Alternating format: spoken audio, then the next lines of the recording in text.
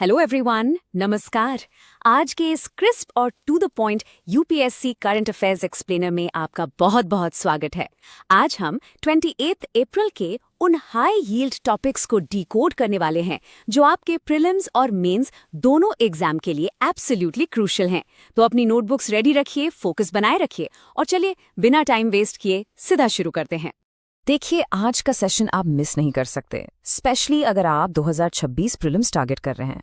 आज हम पॉलिटी में 10th शेड्यूल की गर्मा गर्म डिबेट को समझेंगे, लॉ में नए ड्राफ्ट आईटी रूल्स का क्या बड़ा इम्पैक्ट आने वाला है उसको एनालाइज करेंगे, और इकोनॉमी में इंडिया और न्यूजीलैंड के बीच जो एक historic free trade agreement sign हुआ है उसकी बारीकियां देखेंगे। ये सारे टॉपिक्स आपके सिलेबस से डायरेक्टली मैप्ड है। तो आज हमारा रोड मैप क्या होगा? हम anti defection law, draft IT rules और इंडिया एनजी-एफटीए को कवर करेंगे। इसके बाद आएगा हमारा रैपिड प्रीलिम्स बूस्टर, और एंड में आपकी नॉलेज टेस्ट करने के लिए यूपीएससी एमसीक्यू प्रैक्टिस और एक सॉलिड मेंस आंसर फ्रेमवर्क भी हम डिस्कस करेंगे। ऑलराइट, सबसे पहले आते हैं हमारे जीएस पेपर 2 के एक बहुत ही इंपॉर्टेंट पॉलिटी टॉपिक पर, जो है एंटी डिफेक्शन लॉ।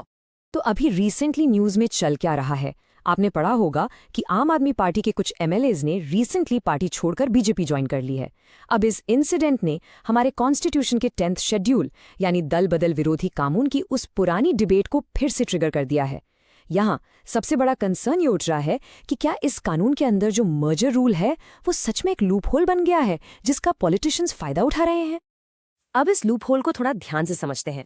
देखिए, 10th शेड्यूल को 52nd अमेंडमेंट के थ्रू लाया गया था, जिसका मेन मोटिव था पार्टी डिफेक्टर्स को डिस्क्वालीफाई करना।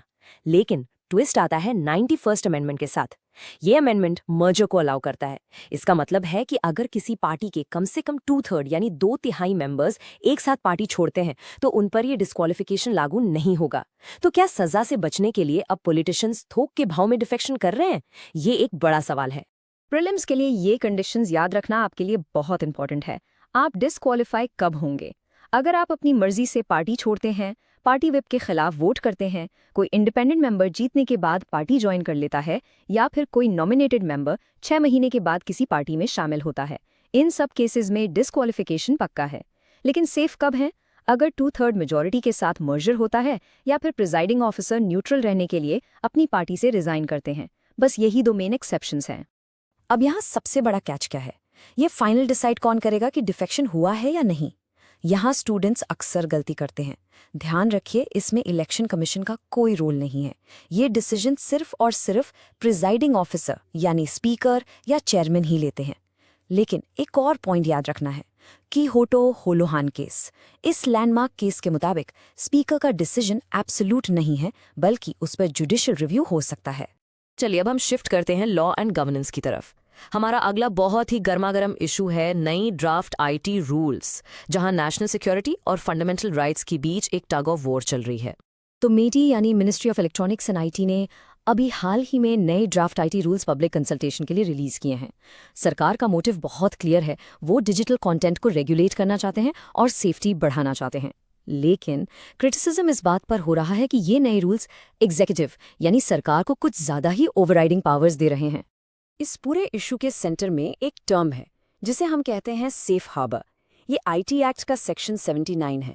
ये बेसिकली एक ढाल है जो सोशल मीडिया प्लेटफॉर्म्स को बचाती है। अगर मैं या आप उनके प्लेटफॉर्म पर कुछ गलत पोस्ट करते हैं तो लीगल एक्शन हम पर होगा, प्लेटफॉर्म पर नहीं। लेकिन नए रूल्स कहते हैं कि अगर ये प्लेटफॉर्म्स गवर्नमेंट के टेक डाउन ऑर्डर्स को इग्नोर करेंगे तो वो अपना ये सेफ हार्बर प्रोटेक्शन बिल्कुल खो सकते हैं। मेंस के पर्सपेक्टिव से इन नए रूल्स में 3 सबसे बड़ी प्रॉब्लम्स हैं। पहला, एग्जीक्यूटिव पावर का अचानक से बढ़ जाना, जो कि लेजिस्लेचर और जुडिशरी को एक तरह से बाईपास कर रहा है। दूसरा, इसका स्कोप काफी बड़ा कर दिया गया है, अब ऑर्डिनरी यूजर्स को भी इसमें इंक्लूड कर लिया गया है। और तीसरा सबसे बड़ा मुद्दा है डेटा रिटेंशन रूल्स का। एक्सपर्ट्स का मानना है कि ये हमारे राइट टू प्राइवेसी के लिए सीधा खतरा है, जो हमने पुट्टस्वामी केस में देखा था। अगर हम इस करंट सिचुएशन को 2015 के फेमस श्रेया सिंगल केस से कंपेयर करें तो डिफरेंस बिल्कुल साफ नजर आता है।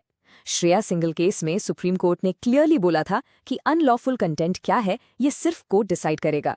लेकिन नए ड्राफ्ट रूल्स में ये पावर पूरी तरह से एग्जीक्यूटिव यानी सरकार के हाथ में जा रही है।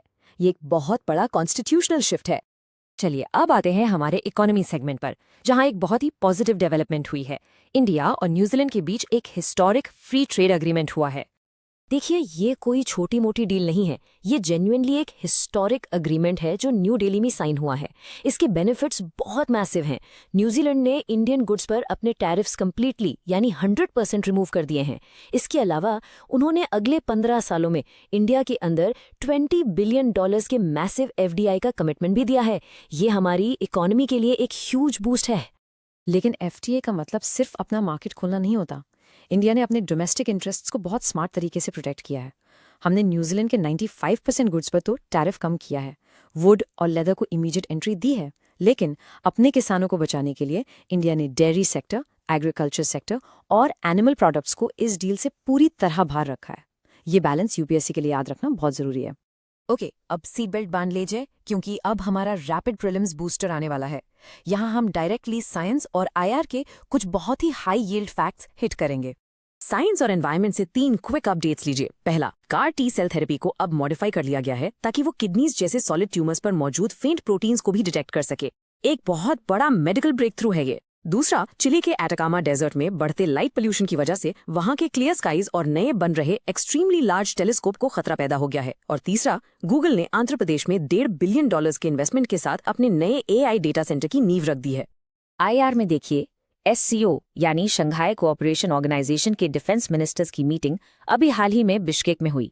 SCO के अब 10 मेंबर्स हो गए हैं। इसे याद रखने की हमारी शॉर्ट ट्रिक है truck plus IP plus IB। नए मेंबर्स ईरान और बेलारूस जरूर याद रखिएगा, और इनका प्राइमरी फोकस रहा रैट्स पर, जिसका फुल फॉर्म है रीजनल एंटी टेररिस्ट स्ट्रक्चर। तो अब टाइम है प्रैक्टिस का। देखते हैं आपने कितने ध्यान से आज की क्लास सुनी है। चलिए UPSC स्टाइल MCQ सॉल्व करते हैं। पहला सवाल, 10th शेड्यूल के अंदर एक मेंबर ऑफ पार्लियामेंट का डिस्क्वालिफिकेशन आखिर डिसाइड कौन करता है? क्या वो इलेक्शन कमीशन है, सुप्रीम कोर्ट है, प्रिजाइडिंग ऑफिसर है या फिर प्रेसिडेंट? सोचिए। और इसका सही जवाब है ऑप्शन C, प्रिजाइडिंग ऑफिसर। मैंने बताया था ना, इलेक्शन कमीशन का इसमें कोई हाथ नहीं होता। दूसरा सवाल ट्राई करते हैं। इनमें से किस सिनारियो में एंटी डिफेक्शन लॉ के अंडर डिस्क्वालिफिकेशन नहीं होता? ऑप्शंस ध्यान से देखिए। अपनी मर्जी से पार्टी छोड़ना, विप के अगेंस्ट वोट करना, 2/3 मेंबर्स का किसी दूसरी पार्टी में मर्ज हो जाना, या इंडिपेंडेंट मेंबर का पॉलिटिकल पार्टी ज्वाइन करना। बिल्कुल सही। सही जवाब है ऑप्शन C। यही वो 91st अमेंडमेंट वाला मर्जर लूपहोल है जिसके बारे में हमने डीप डाइव किया था। मेंस वाले स्टूडेंट्स ध्यान दें, ये रहा आज का परफेक्ट आंसर फ्रेमवर्क। अगर सवाल आता है डिजिटल प्लेटफॉर्म्स को रेगुलेट करने और फंडामेंटल राइट्स को बचाने के चैलेंजेस पर, तो आप अपने आंसर को ऐसे स्ट्रक्चर करेंगे। सबसे पहले आप सेक्शन 79 यानी सेफ हार्बर को डिफाइन करके अपना इंट्रो बनाएंगे। उसके बाद आप श्रेया सिंघल के इसका रेफरेंस देंगे। बॉडी पैराग्राफ में आप एग्जीक्यूटिव ओवररीच और नेशनल सिक्योरिटी के बैलेंस पर बात करेंगे। और फाइनल टच के लिए राइट टू प्राइवेसी यानी पुट्टास्वामी केस का जिक्र जरूर आना चाहिए। ऐसे पॉइंट्स लिखेंगे तो एग्जाम में एक्स्ट्रा मार्क्स जरूर मिलेंगे। तो दोस्तों, ये था हमारा आज का इन डेप्थ, क्रिस्प और high yielding current affairs explainer. अब जाने से पहले मेरे पास आपके लिए एक छोटा सा थॉट एक्सपेरिमेंट है। क्या आपको लगता है कि एंटी डिफेक्शन लॉ में ये जो मर्जर का रूल है, ये हमारी डेमोक्रेसी को स्टेबलाइज कर रहा है या सिर्फ पॉलिटिशियंस के लिए एक एस्केप रूट बनकर रह गया है? इस बारे में जरूर सोचिएगा और अपने नोट्स में इस पर रिफ्लेक्शन ऐड कीजिए। UPSC प्रिपरेशन में रेगुलर रिवीजन ही सक्सेस की है। अगर आज के कॉन्सेप्ट्स क्लियर हुए हैं तो चैनल को सब्सक्राइब करें ताकि हम रोज ऐसे ही मिल सकें। पढ़ते रहिए, रिवाइज करते रहिए और पूरी एनर्जी के साथ लगे रहिए। जय हिंद।